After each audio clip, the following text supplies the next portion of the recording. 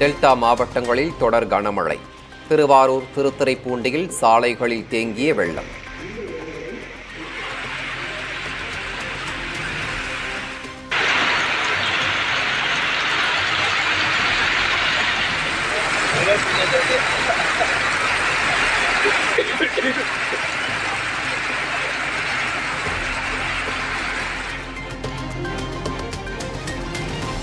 Delta மாவட்டங்களில் கனமழை தொடரும் என வானிலை ஆய்வு மையம் கணிப்பு.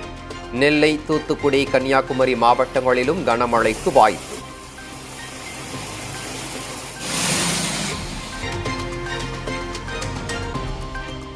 சில்வர் ஃபாயில் பேப்பர் மற்றும் பிளாஸ்டிக் கவரில் உணவு பார்சல் செய்தால் கடும் நடவடிக்கை.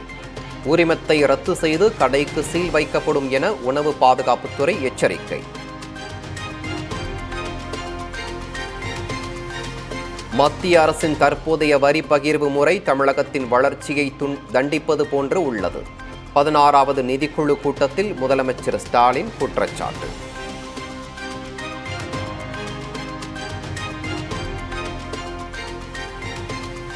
உள்ளாட்சி அமைப்புகளுக்கு இடையிலான நிதி பகிர்வில் மாநில அரசுக்கே முழு அதிகாரம் வேண்டும். 16வது நிதிக்குழுவுக்கு தமிழக அரசு பரிந்துரை.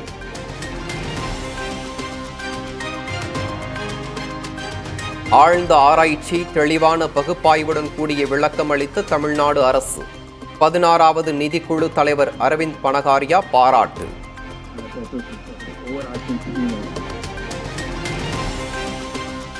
சேலத்தில் அரசியல் கட்சியில் பணியாற்றியதாக அரசு பள்ளி ஆசிரியர் பணியிடை நீக்கம்.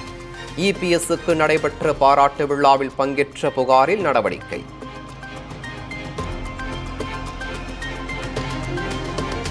அதிமுக நிகழ்ச்சியில் பங்கேற்ற அரசு பள்ளி ஆசிரியர் சஸ்பெண்ட் செய்யப்பட்டதற்கு எடப்பாடி பழனிசாமி கண்டனம்.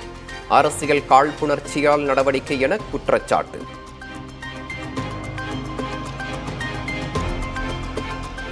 வரும் 30ஆம் தேதி நடைபெறும் தமிழ்நாடு மத்திய பல்கலைக்கழக பட்டமளிப்பு விழாவில் பங்கேற்கிறார் குடியரசுத் தலைவர் முர்மு.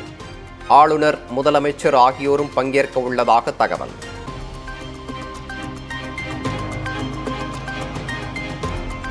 லாட்டரி அதிபர் மார்டின் தொடர்புடைய இடங்களில் 12 கோடியே 41 லட்சம் ரூபாய் பறிமுதல். 6 கோடியே 42 லட்சம் ரூபாய் வைப்பு நிதி முடக்கப்பட்டுள்ளதாக அமலாக்கத்துறை விளக்கம்.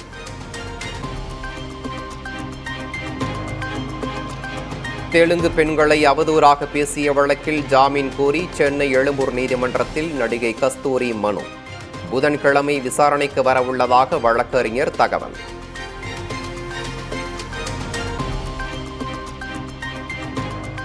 நடிகை கஸ்தூரிக்கு புழல் சிறையில் விசாரணை கைதி எண் ஒதுக்கீடு. சிறைத்துறை நிர்வாகம் நடவடிக்கை.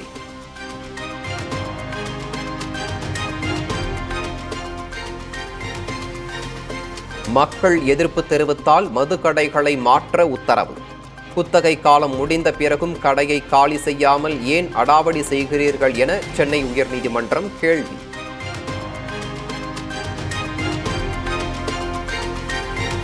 டெல்லி காற்று மாசு விவகாரத்தில் மத்திய, மாநில அரசுகளின் நடவடிக்கைகள் குறித்து உச்சநீதிமன்றம் கடும் அதிருப்தி. பள்ளிகளில் 12ஆம் வகுப்பு வரை ஆன்லைன் வகுப்பு மட்டும் நடத்தவும் உத்தரவு.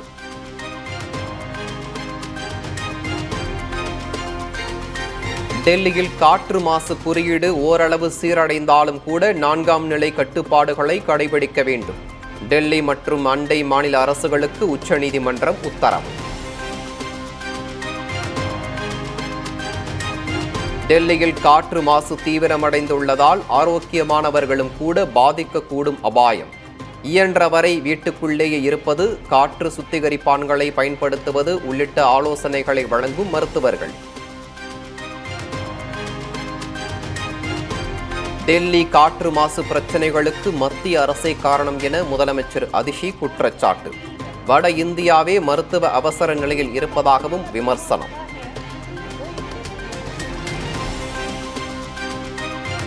மீண்டும் வன்முறை வெடித்துள்ள மணிப்பூரில் 7 மாவட்டங்களில் இணைய சேவைக்கு தடை நீடிப்பு. தலைநகர் இம்பாலில் பள்ளி, கல்லூரிகள் 2 நாட்களுக்கு மூடல்.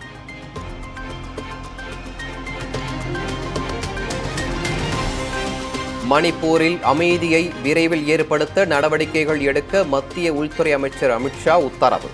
பாதுகாப்பை நிலைநாட்ட கூடுதலாக 5000 வீரர்களை அனுப்பவும் உயர்நிலை ஆலோசனை கூட்டத்தில் முடிவு.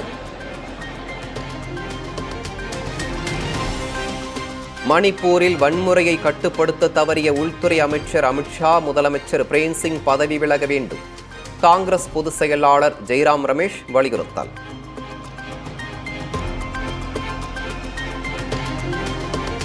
மணிப்பூரில் மீண்டும் வன்முறை வெடிப்பதற்கு காரணமான 3 சம்பவங்கள் குறித்த விசாரணையை தொடங்கியது NIA.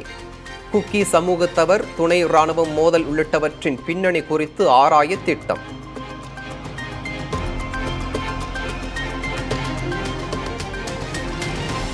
மகாராஷ்டிரா மற்றும் ஜார்க்கண்டில் அனல் பறந்த சட்டப்பேரவை தேர்தல் பரப்புரை முடிவுக்கு வந்தது. 20ஆம் தேதி வாக்குப்பதிவு, 23ஆம் தேதி வாக்கு எண்ணிக்கை.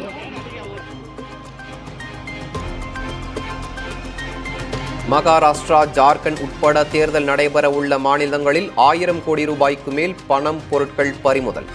தேர்தல் பறக்கும் படையினர் நடவடிக்கை.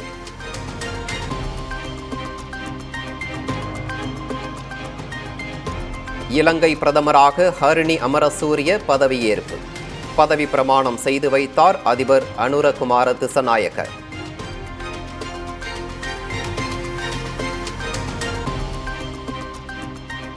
இலங்கையில் கடற்தொழில் துறை அமைச்சராக பதவியேற்றார் ராமலிங்கம் சந்திரசேகரன். மகளிர் மற்றும் சிறார் நலத்துறை அமைச்சராக சரோஜா சாவித்ரி பால்ராஜ் பதவியேற்பு.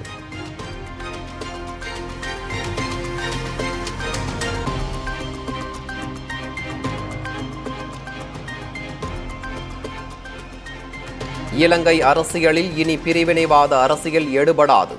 புதிய அமைச்சரவை பதவியேற்பு விழாவில் அனுரகுமார திசநாயக்க பேச்சு.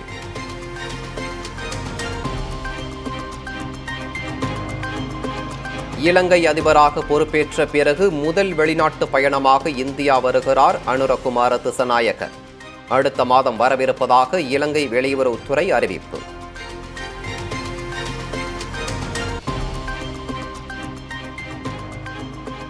உலக அளவில் நடந்து வரும் மோதல்கள் உணவு, எரிபொருள், உர தட்டுப்பாட்டை ஏற்படுத்தியுள்ளன.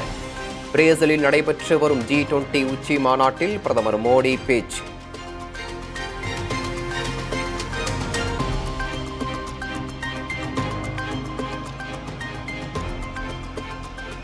உக்ரைனுக்கு தான் வழங்கிய நீண்ட தூர ஏவுகணைகளை பயன்படுத்த அமெரிக்கா அனுமதி. ரஷ்யாவின் தொலைதூர பகுதிகளை தாக்க வசதியாக நடவடிக்கை.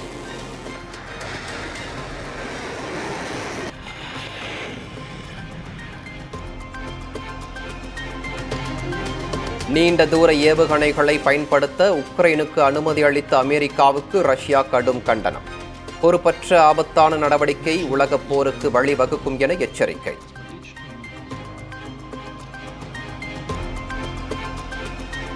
குடியேற்ற கொள்கைகளில் தவறிழைத்து விட்டதாகவும் அதை சில தீய சக்திகள் தவறாக பயன்படுத்திக் கொண்டதாகவும் கனடா பிரதமர் ஜஸ்டின் ட்ரூடோ ஒப்புதல்.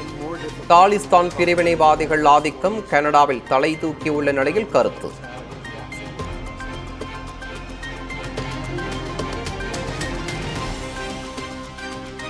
மருத்துவர் ஆலோசனையின்றி ஆன்டிபயாட்டிக் எடுப்பதால் உலகம் முழுவதும் ஆண்டுக்கு 20 லட்சம் பேர் உயிரிழப்பு.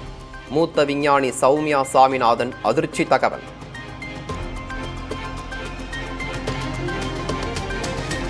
பாகிஸ்தானுக்கு எதிரான 3வது T20 போட்டியிலும் ஆஸ்திரேலியா வெற்றி.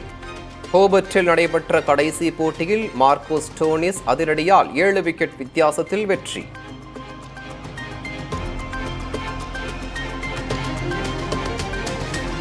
T20 கிரிக்கெட்டில் அதிக ரன் குவித்த பேட்டர்கள் பட்டியலில் விராட் கோலியை பின்னுக்கு தள்ளி 2ஆம் இடத்திற்கு முன்னேறினார் பாகிஸ்தானின் பாபர் ஆசம்.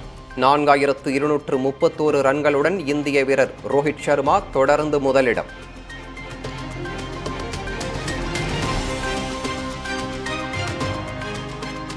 ஆஸ்திரேலிய மண்ணில் ஆஃப் ஸ்பின்னருக்கு எதிராக ஆட்டமிழப்பதை விரும்பவில்லை. அஸ்வினை எதிர்கொள்வது குறித்து மனம் திறந்த ஸ்டீவ் ஸ்மித்.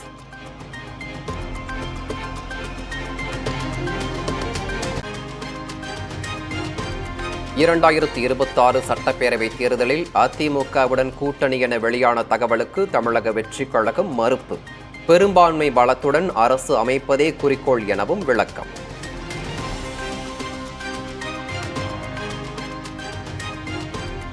அதிமுக அமைப்பு செயலாளராக அதிமுக தளவாய் சுந்தரம் மீண்டும் நியமனம்.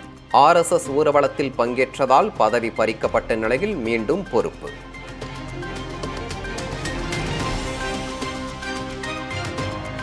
உதவி காவல் கண்காணிப்பாளருக்கு கொலை மிரட்டல் விடுத்த புகாரில் கோவை தெற்கு மாவட்ட விசிக செயலாளர் கைது. 29ஆம் தேதி வரை நீதிமன்ற காவலில் அடைக்க பொள்ளாச்சி நீதிமன்றம் உத்தரவு. தமிழக அரசு விரைவு பேருந்துகளின் முன்பதிவு காலம் 60 நாட்களில் இருந்து 90 நாட்களாக உயர்வு. ரயில்களில் முன்பதிவு காலம் குறைக்கப்பட்ட நிலையில் பயணிகளுக்காக சிறப்பு ஏற்பாடு.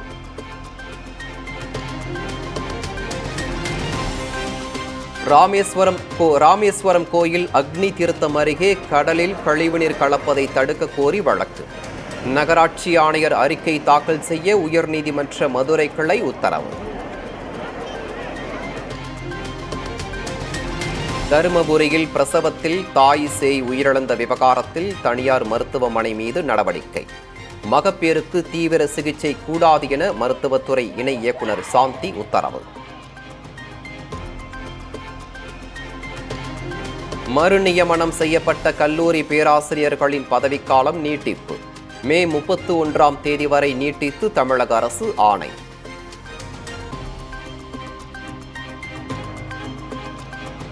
தனுஷ்கோடி கடற்பகுதியில் செவ்வாயன்று இந்திய கடற்படை துப்பாக்கிச் சூடு பயிற்சி. மீனவர்கள் மீன்பிடிக்க செல்ல வேண்டாம் என எச்சரிக்கை.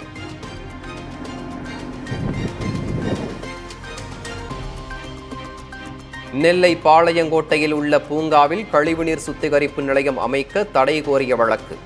கட்டுமான பணிக்கு இடைக்கால தடை விதித்தது உயர்நீதிமன்ற மதுரை கிளை.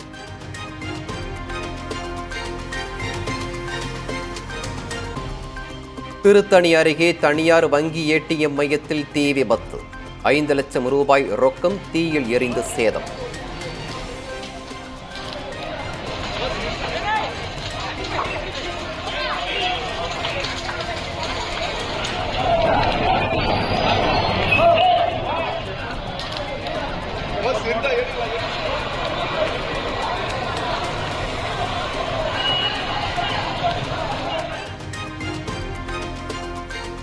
தஞ்சையில் அம்மாப்பேட்டை பகுதிகளில் தொடர் மழை காரணமாக நீரில் மூழ்கி அழுகும் நிலையில் உள்ள 50 ஏக்கர் நெற்பயிர்கள்.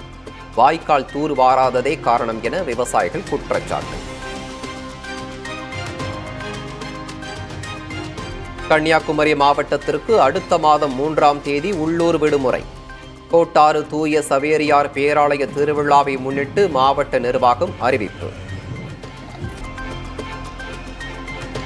திருப்பரங்குன்றம் மலை மீது அத்துமீறி ஏறி கார்த்திகை தீபம் ஏற்றியதாக கோயில் நிர்வாகம் புகார். இந்து முன்னணி நிர்வாகிகள் 4 பேரிடம் காவல்துறை விசாரணை.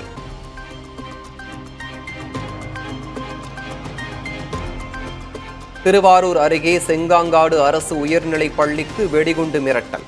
மாணவர் ஒருவர் தேர்வு எழுதச் செல்ல பயந்து போன் செய்தது விசாரணையில் கண்டுபிடிப்பு. இலங்கையிலிருந்து கடல் வழியாக ராமேஸ்வரத்திற்கு கடத்தி வரப்பட்ட 4.5 கிலோ தங்கம் பறிமுதல். வருவாய் புலனாய்வு மற்றும் சுங்கத்துறை அதிகாரிகள் விசாரணை.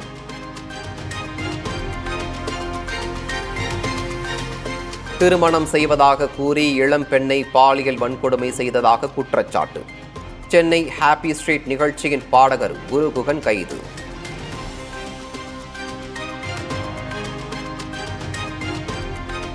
இந்திய கணக்கு தணிக்கை ஆணையத்தின் புதிய தலைவராக சஞ்சய் மூர்த்தி நியமனம்.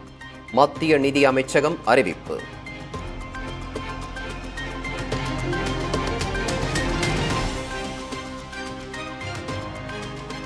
வாரணாசி அரசு மருத்துவமனையில் பார்ட்டி நடத்திய மருத்துவர்கள். சமூக வலைதளங்களில் வைரலாகும் வீடியோவால் சர்ச்சை.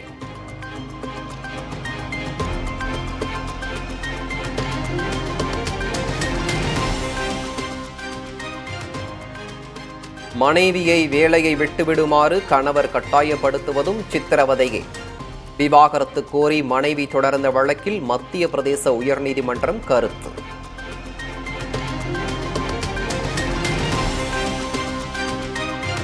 ஆம் ஆத்மி கட்சியிலிருந்து விலகிய டெல்லி அமைச்சர் கைலாஷ் கெலாட் பாஜகவில் இணைந்தார். மத்திய அரசுடன் சண்டையிட்டு கொண்டே இருந்தால் டெல்லி வளர்ச்சியடையாது என கருத்து.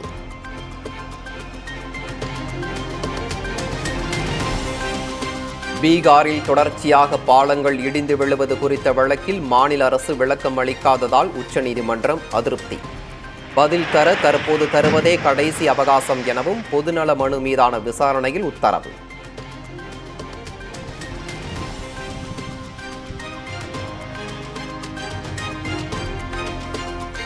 சபரிமலையில் நாளுக்கு நாள் அதிகரிக்கும் பக்தர்கள் கூட்டம். எளிதாக தரிசனம் செய்ய சிறுவர்கள், முதியவர்கள், மாற்றுத்திறனாளிகளுக்கு தனி வரிசை அமைத்து அனுமதி.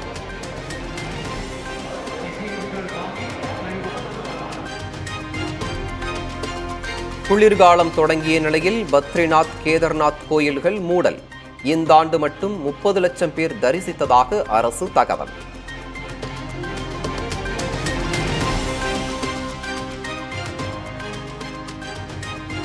அமெரிக்காவில் பயிலும் வெளிநாட்டு மாணவர்களில் இந்தியர்கள் முதலிடம். 3,30,000 இந்திய மாணவர்கள் அமெரிக்காவில் பயில்வதாக ஓபன் டோர்ஸ் நிறுவன அறிக்கையில் தகவல்.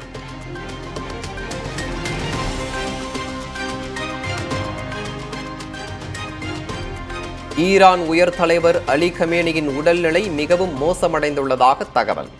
அலி கமேனியின் 2வது மகன் மோஜ்தபா கமேனி புதிய தலைவராக தேர்ந்தெடுக்கப்பட வாய்ப்பு.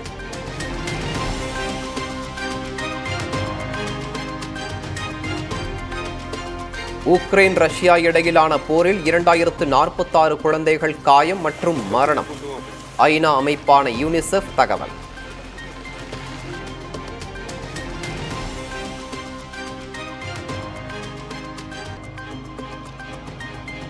இந்த ஆண்டு மட்டும் 100க்கும் மேற்பட்ட வெளிநாட்டினருக்கு சவுதி அரேபியாவில் மரண தண்டனை நிறைவேற்றம். போதை மருந்து கடத்தல் உள்ளிட்ட புகார்களில் நடவடிக்கை.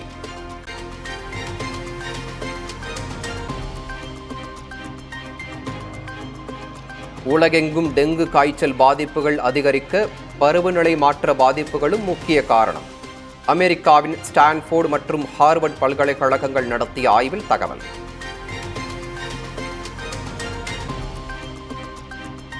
கொரோனா தாக்கிய புற்றுநோயாளிகளுக்கு கட்டி சுருங்கி உள்ளதாகவும் வளர்ச்சி வேகம் குறைந்துள்ளதாகவும் மருத்துவ ஆராய்ச்சியில் தகவல். கொரோனா கிருமிகளை கொண்டு புதிய ஆராய்ச்சிகளை மேற்கொள்ள உள்ளதாக அமெரிக்காவின் நார்த் வெஸ்டர்ன் பல்கலைக்கழக விஞ்ஞானிகள் அறிவிப்பு. வெளிநாட்டு வருவாய் மற்றும் சொத்துக்களை தெரிவிக்க தவறினால் 10 லட்சம் ரூபாய் வரை அபராதம். வருமான வரித்துறை எச்சரிக்கை.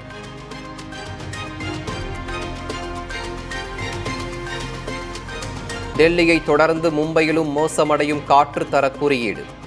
ஓர்லி பகுதியில் 225 என்ற மோசமான அளவை எட்டியது.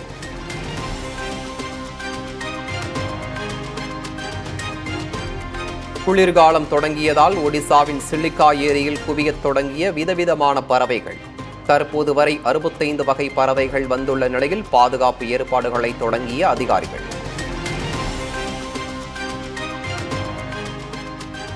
மங்களூரு அருகே நீச்சல் குளத்தில் 3 பெண்கள் உயிரிழந்த சோகம். தங்கும் விடுதியின் உரிமையாளர் மற்றும் மேலாளர் கைது.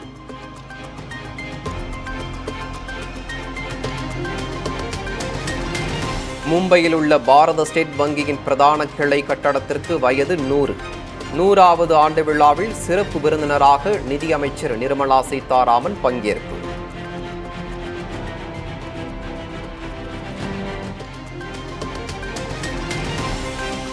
இந்தியாவின் ஸ்மார்ட் போன் ஏற்றுமதி சாதனை அளவாக அக்டோபரில் $200 பில்லியன் தொட்டது. இந்திய செல்லுலர் மற்றும் எலக்ட்ரானிக்ஸ் சங்கம் தகவல்.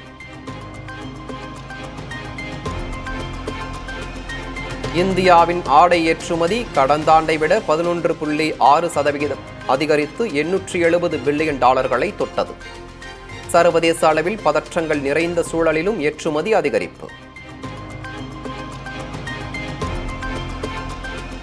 இந்துக்கள் குறிவைத்து தாக்கப்படுவதாக மிகைப்படுத்தப்பட்ட பரப்புரை மேற்கொள்ளப்படுவதாக வங்கதேச தலைமை ஆலோசகர் முகமது யூனுஸ் கருத்து. அரசியல் ரீதியான வன்முறைகளுக்கு மத சாயம் பூசப்படுவதாகவும் விளக்கம்.